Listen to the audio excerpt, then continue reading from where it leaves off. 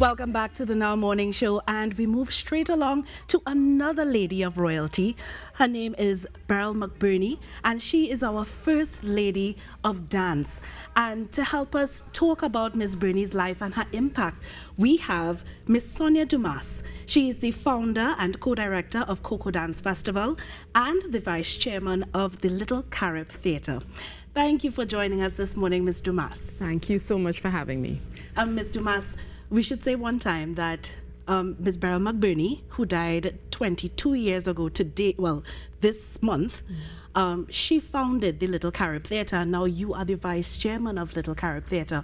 How does that feel to be part of a legacy?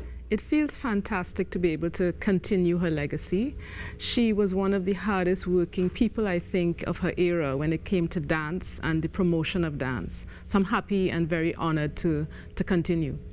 Yeah, and you know, Beryl Mc Burnie, in a major way, she resuscitated the pride in our local dance, because in that time, you know, it was considered not, you know, it wasn't something that we did, you know, as civilized persons, and she would have done her very best to introduce it in schools. So, are we seeing the fruits of her labor now? I think we definitely are. I mean, dance was always a very rich part of our heritage.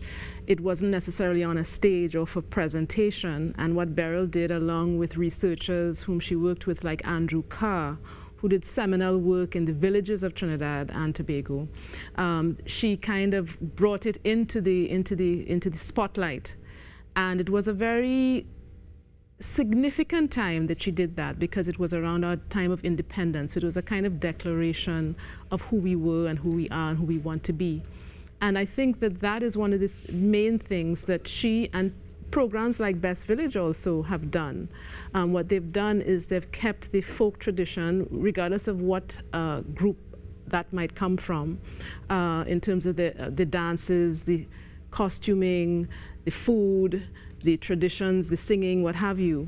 Those types of forces of nature, I call them, like Beryl, Best Village program, etc., have kept that kind of alive for us in a world that is very rapidly changing. Yeah, in my research, Ms. Mc Burnie was unapologetic. She did things her way and how she wanted it done.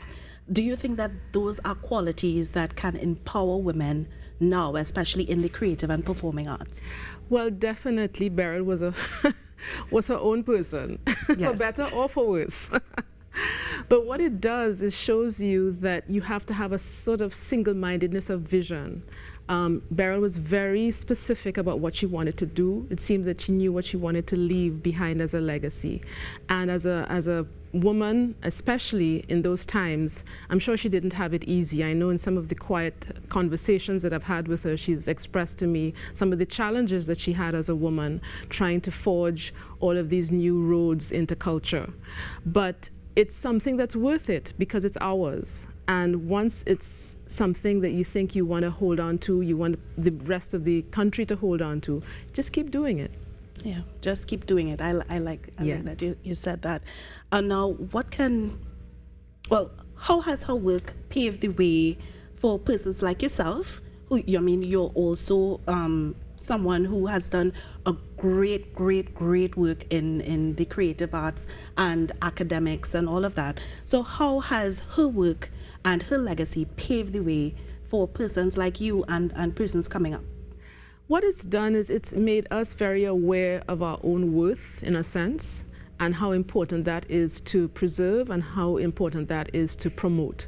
So that I remember years ago, going to the Carib, and Beryl was describing how to tie a head tie and how to, in a particular form for a particular dance and that kind of thing. So it makes us ensure, in a sense, that we understand the root of what we're doing and how we can sort of take that to other people, the younger generation, etc., take it to people who don't know, researchers and so forth. So the importance of research, I think, is something that she really left with me, and how to make that part of your whole aesthetic.